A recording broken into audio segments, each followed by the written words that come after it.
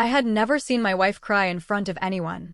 Not when we struggled to pay rent. Not when we lost our first baby. Not even when people judged us because we couldn't have children for years. But that afternoon, she quietly stood in my mother's living room while every member of my family stared at her like she was an outsider. My mother pointed toward the front door and said, "You have poisoned my son against his own family. Leave this house and don't come back." No one defended her. Not my brothers. Not my aunts. Not even the cousins who knew she had done nothing wrong. My wife simply nodded, wiped away a single tear, took my hand and whispered, "Let's go." As we walked away, my mother smiled like she had finally won. She had no idea that less than a year later, the only person standing between her and losing everything would be the same woman she had humiliated in front of the entire family. My name is Tumalo Akinwale. I'm 36 years old, and I manage a renewable energy company in Gaborone. My wife, Zinal Campbell, is a senior trauma nurse known for staying calm even in life's darkest moments. She is gentle, patient, and unbelievably compassionate. Unfortunately, my mother, Nalwazi Chabisa, believed no woman would ever be good enough for her eldest son. From the day we got married, she treated Zinal like an enemy instead of family. At first, I thought time would soften her heart. Instead, her resentment only grew stronger. After our wedding, I truly believed the hardest part of our journey was behind us. I thought my family would slowly accept Zinal once they saw the kind of woman she really was. She never raised her voice, never disrespected anyone, and always tried her best to make everyone feel loved. But my mother had already made up her mind. Instead of giving Zinal a chance, she quietly began telling small lies about her whenever relatives came to visit or family members called on the phone. She would say that Zinal was controlling me and deciding everything in her home. She told people my wife didn't respect family traditions and believed she was better than everyone else because of her career. Sometimes she even claimed that Zinal only married me because of my salary and wanted to keep me away from the family so she could control our money. None of those stories were true, but they sounded believable enough that people stopped questioning them. At first, we didn't notice what was happening. Then little things started to change. Family members who used to greet Zinal with warm smiles suddenly became cold and distant. Invitations to family gatherings became less frequent. When we did attend, conversations would suddenly stop the moment we walked into the room. Relatives whispered to one another while secretly looking in our direction. Some barely spoke to Zinal at all, treating her like she had done something terrible, even though she had never hurt any of them. The most painful part was that no one ever asked for her side of the story. They simply believed what they had heard without giving her a chance to explain. Zinal noticed the change, but instead of complaining, she continued treating everyone with kindness and respect. She still brought thoughtful gifts, helped prepare meals, and greeted every relative with a sincere smile, hoping that one day they would see her true heart. Watching my wife quietly endure the unfair judgment broke my heart. I knew she was innocent, yet every gathering felt colder than the last. My mother's lies were spreading deeper into the family, creating walls between us that became harder to tear down with every passing month. The day of my father's birthday was supposed to bring our family together. His 70th birthday was a big celebration, and relatives traveled from different cities to be there. Zinal spent the entire morning helping prepare food, arranging decorations, and making sure everything looked perfect. She greeted every guest with a warm smile, even those who had become distant because of the rumors. I could see she was trying her best to prove that she truly cared about my family, despite everything that had happened. For a while, everything seemed peaceful. People laughed, shared old memories, and enjoyed the celebration. I honestly believed that maybe this would be the day my mother finally accepted my wife, but I was wrong. Just as everyone gathered to cut my father's birthday cake, my mother suddenly stood up and asked for everyone's attention. The room became completely silent. Instead of thanking everyone for coming, she pointed directly at Zinal and began accusing her in front of the entire family. She claimed that whenever the family needed support, Zinal always found excuses to stay away. She said my wife had turned me against the people who had raised me and convinced me that my own family no longer mattered. Then she looked around the room and said, "Ever since she came into our lives, my son has forgotten where he belongs." Her words spread through the room like a cold wind. Some relatives lowered their heads, while others simply watched without saying a single word. Not one person stood up to defend Zinal, even those who knew she had always been kind and generous. The silence hurt almost as much as the accusations. I looked at my wife, expecting tears or anger, but she remained calm. Her eyes filled with sadness, yet she refused to argue or embarrass anyone. She quietly placed the gift she had brought for my father on the table, took a slow breath, and reached for my hand. In a soft voice, she whispered, "Let's go." Without saying another word, we walked toward the door together. Behind us, the celebration continued, but it no longer felt like a family gathering. As we stepped outside, I realized that sometimes the deepest humiliation doesn't come from harsh words alone. It comes from the painful silence of people who know the truth but choose not to speak. Leaving my family behind was one of the hardest decisions we had ever made. They were the people who had raised me, shared my childhood, and celebrated every important moment of my life. But after everything that happened, I finally understood that protecting my marriage was just as important as protecting my family. We were tired of defending ourselves against lies that never seemed to end. No matter how much kindness Zinal showed, someone always found another reason to criticize her. We realized that staying in the middle of constant conflict was slowly stealing our happiness.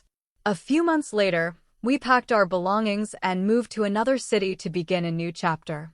It wasn't an easy start. We had to adjust to a different neighborhood, build new friendships, and create a new routine from scratch. But for the first time in years, we woke up each morning without worrying about family drama or wondering who had been told another lie about us. Zinal threw herself into her work at one of the region's busiest hospitals. Every day she cared for patients with the same kindness and patience that had always amazed me. Her coworkers respected her because she stayed calm even during the most difficult emergencies. Many patients remembered her gentle words long after they had recovered. Seeing her finally appreciated for who she truly was filled me with pride.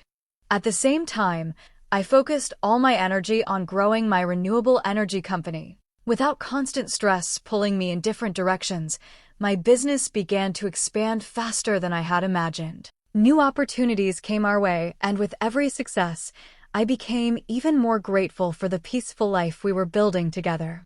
Our evenings became my favorite part of the day. We cooked dinner together, laughed over small mistakes in the kitchen, watched movies on quiet weekends, and dreamed about the future. Our house wasn't the biggest or the most expensive, but it was filled with love, respect, and peace. There were no whispered rumors, no angry phone calls, and no one trying to turn us against each other. Looking back, I realized something important. Sometimes walking away isn't giving up. Sometimes it's the only way to protect the people you love. Distance didn't erase the pain of the past, but it gave our hearts the chance to heal. For the first time since our wedding, our marriage wasn't just surviving, it was finally growing stronger every single day. Nearly 2 years passed, and life finally felt stable again. The pain my family had caused us slowly became a memory instead of an everyday burden. We stayed focused on our work, our marriage, and the peaceful life we had built together. Although I rarely spoke to my relatives, I still hoped they were doing well. Deep inside, my mother was still my mother, no matter how much she had hurt us. Then, one quiet evening, everything changed with a single phone call. My phone rang just after dinner. When I saw my cousin's name on the screen, I immediately felt that something was wrong. He almost never called me. The moment I answered, I could hear panic in his voice. He told me my mother had suddenly collapsed at home after suffering a serious medical emergency. The family had called an ambulance, and she had been rushed to the largest trauma hospital in the region.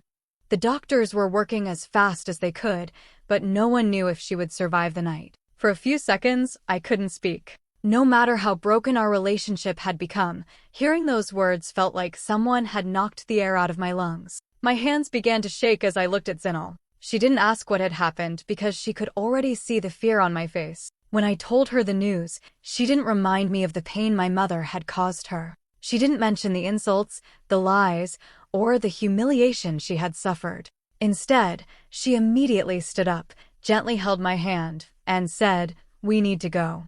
Within minutes, we packed a small bag and started the long drive through the night. The roads were dark and almost empty, but my mind was racing with endless thoughts. I prayed silently that my mother would still be alive when we arrived. I wondered if I would get another chance to speak to her, or if our last real memory would always be the day we walked out of my father's birthday celebration. Beside me, Zinal remained calm, offering quiet words of comfort whenever she saw my worry growing. Neither of us knew what was waiting at the hospital. Neither of us could have imagined that fate had already arranged a moment that would change our family forever. The woman my mother had rejected for years was about to become the one person she would need more than anyone else. By the time we reached the hospital, it was almost dawn. The emergency entrance was filled with doctors, nurses, and worried families waiting for news about their loved ones. My heart was pounding as we hurried to the reception desk and gave my mother's name. Every second felt like a minute. I kept praying that we hadn't arrived too late. A nurse looked through the records before leading us toward the intensive care unit. On the way, she explained that my mother's condition was extremely serious. She had suffered multiple complications, and several medical teams were already working together to stabilize her. Then the nurse said something that caught my attention. The senior trauma specialist is coordinating her treatment now. She's one of the best in the hospital. Hearing that gave me a little hope.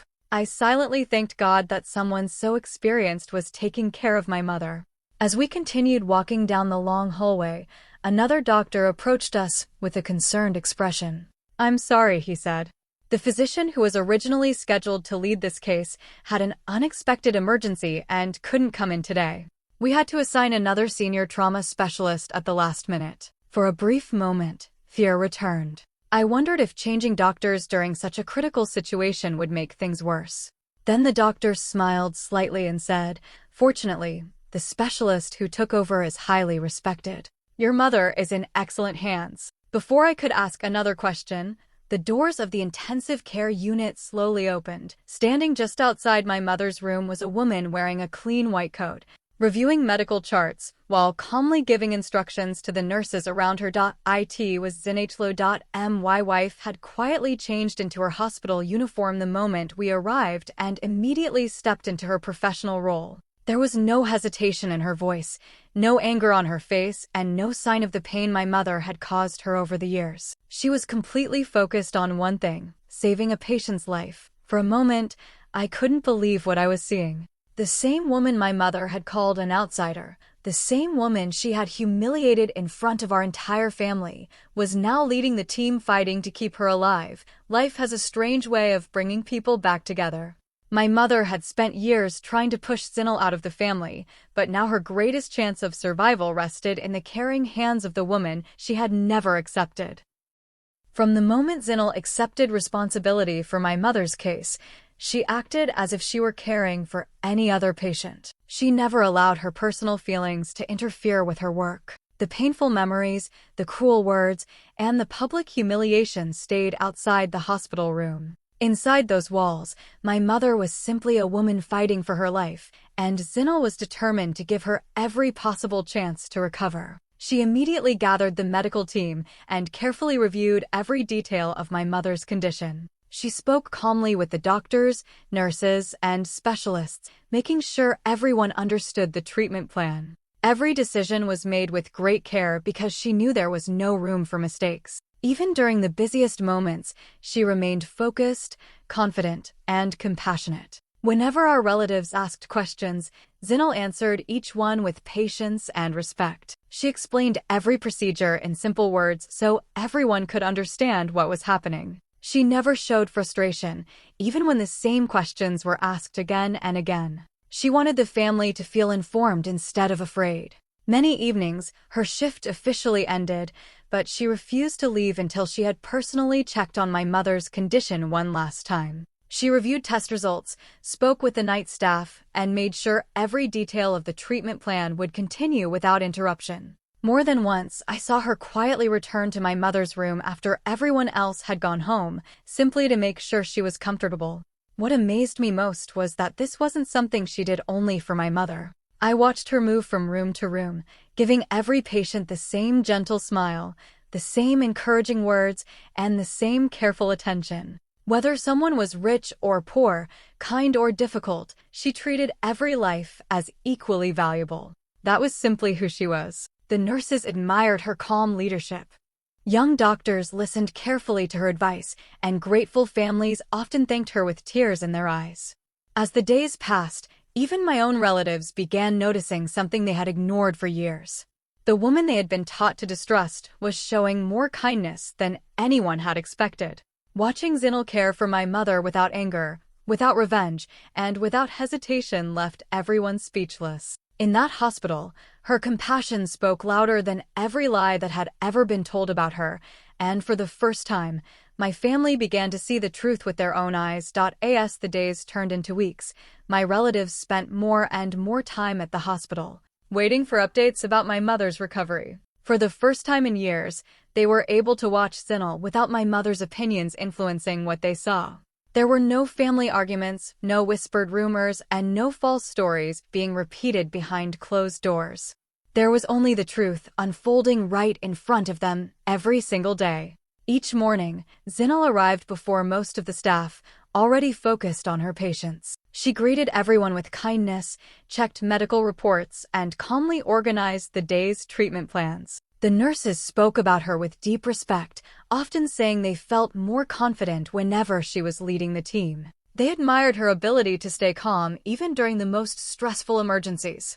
One afternoon, I overheard an elderly patient thanking her with tears in his eyes. He told her that her comforting words had given him hope when he was ready to give up. Another family hugged her after their young daughter recovered from a serious accident, calling her an angel sent at exactly the right time. Moments like these happened almost every day, and my relatives witnessed every one of them. My brothers looked at each other with surprise. My aunts, who had once avoided speaking to Zinal at family gatherings, now watched in complete silence. Even my cousins admitted they had never imagined she was so respected by everyone around her. Everywhere we went in the hospital, someone had a kind word to say about her.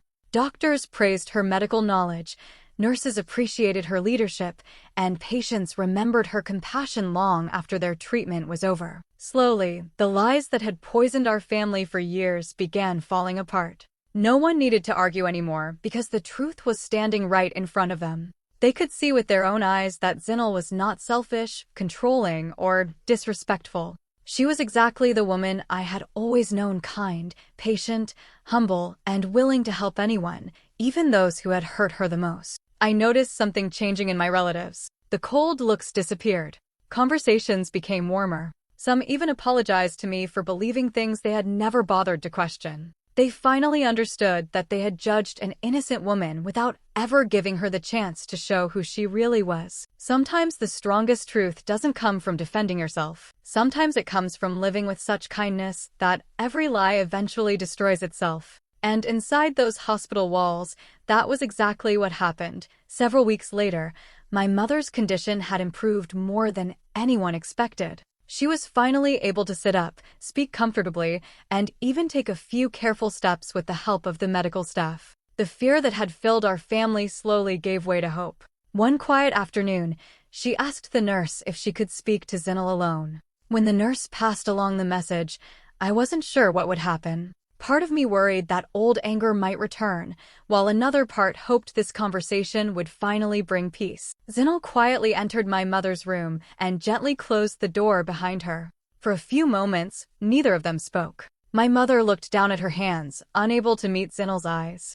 The silence felt heavy, as though it carried every painful memory from the past several years. Finally, my mother broke down in tears. With a trembling voice, she admitted that everything she had done had come from fear, not truth. She confessed that after I got married, she became afraid of losing the close relationship we had always shared. Instead of accepting that love could grow to include another person, she convinced herself that Zinal had stolen her son away. Little by little, that fear turned into jealousy, and jealousy slowly became bitterness. She admitted that the stories she had spread about Zinal were unfair and completely untrue. She remembered the family gatherings where she had embarrassed her, the cruel words she had spoken, and the day she told her to leave the house in front of everyone. As she spoke, her tears became harder to control. Then she looked directly at Zinal and quietly said, "You had every reason to walk away from me. After everything I did, I never expected you to be the one fighting to save my life. But you did it anyway." For the first time in many years, my mother didn't defend herself or blame anyone else. She didn't make excuses for her behavior or try to justify the pain she had caused. She accepted full responsibility for every lie, every insult, and every broken relationship. With tears still running down her face, she whispered the words Zinal had waited years to hear. "I'm truly sorry. I was wrong about you from the very beginning. Please forgive me if you can." It wasn't an apology forced by guilt or pressure from the family. It came from a heart that had finally seen the truth, and for the first time, real healing became possible. Zinal stood quietly for a moment after hearing my mother's apology.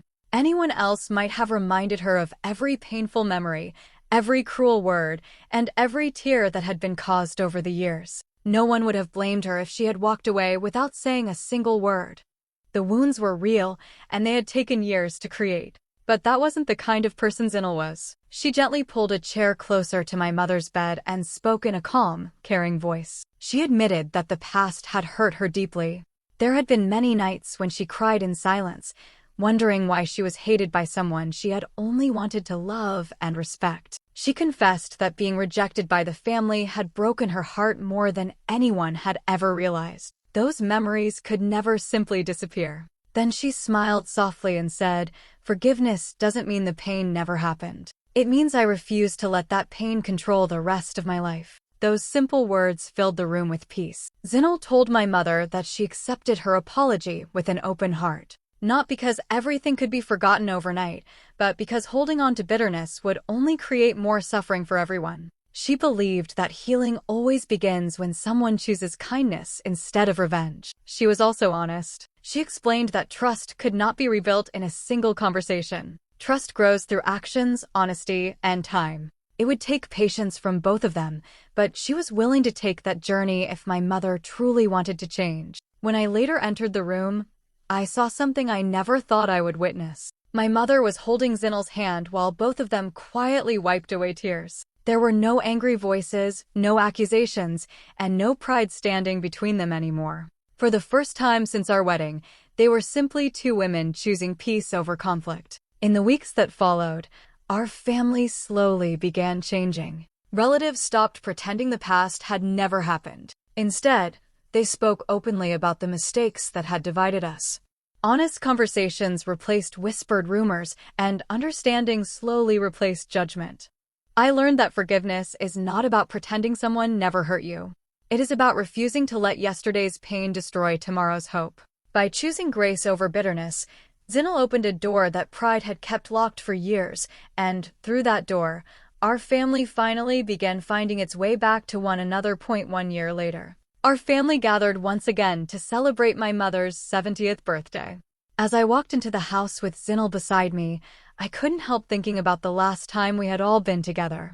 That day had ended with tears, painful accusations, and silent heartbreak. We had walked away feeling like strangers in our own family. But this time, the atmosphere was completely different. Laughter filled the rooms, children played happily in the garden, and relatives welcomed us with warm hugs instead of cold stares. It felt like a home where peace had finally returned. My mother greeted Zinal first. She smiled warmly, embraced her, and thanked her for coming. Watching that simple moment brought tears to my eyes because I remembered the years when I thought I would never see them standing together without anger between them.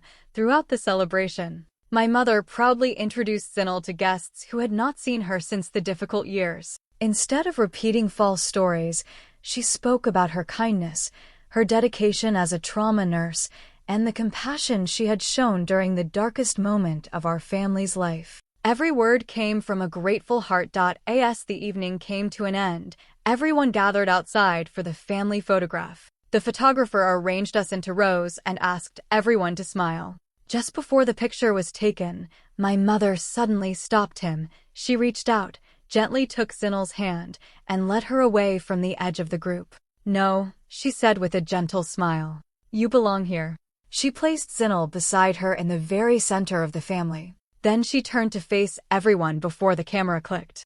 With tears shining in her eyes, she said, I spent years convincing all of you that this woman didn't belong in our family. She paused, looked at Zinel with deep gratitude, and continued, "Today, I want every one of you to remember something. She's the reason I'm still here. She saved my life when she had every reason to turn away."